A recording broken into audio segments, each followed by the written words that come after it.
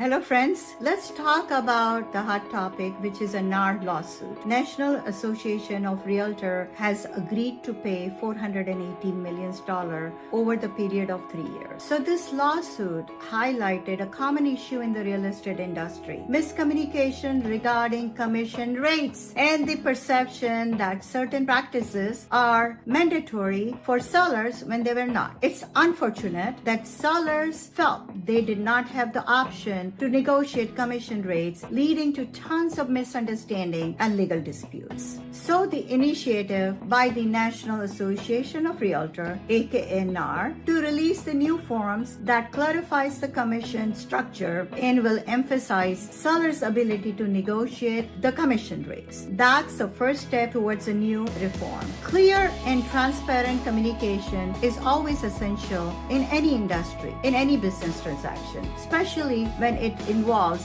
significant amount of finances. And this is where we are going. Hopefully, this new form will help prevent similar misunderstandings in the future and empower sellers to make informed choices about the commission split. So let's now talk about old rules and the new rules. The old rules. The sellers felt that it was a normal, the industry standard, to pay 6% to his agent, and which will be split with the buyer's agent between the two brokerage, and that will be his expense. Well, the new form, the seller will be disclosing upfront to his listing agent if he is contributing any amount, whether it is 0, 1%, 2%, fixed amount, whatever it is. It is not going to be mandatory to pay any amount, just to understand, and that way it will give him a proper decision-making information by seller's agent why he should give some contribution to the buyer's agent to bring him a quicker, faster sell of his property and to bring in more offers.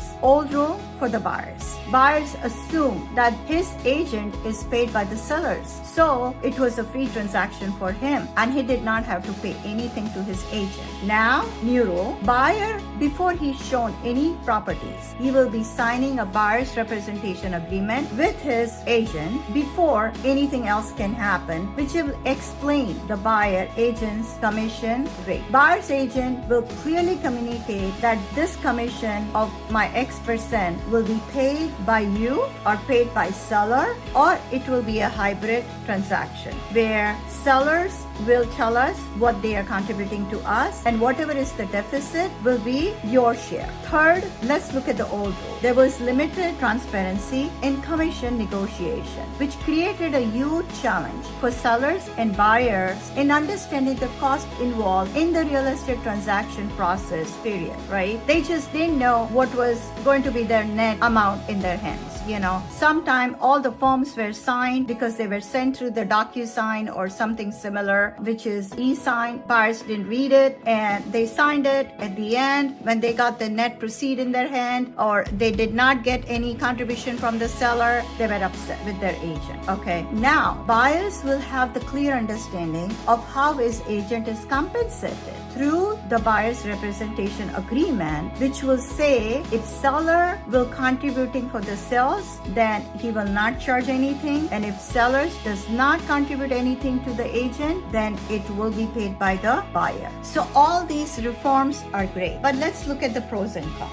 Okay, pros is for the buyer may decide not to have the representation at all, so that he could save money for the seller, and the seller will pass the savings down to him, and nobody has to pay his agent and everybody is happy. Is it? Let's look at the cons. A buyer may end up paying more for a property if he does not see the advice of a licensed realtor who is representing him. His offer will not have any true data, market study, prior history, or anything.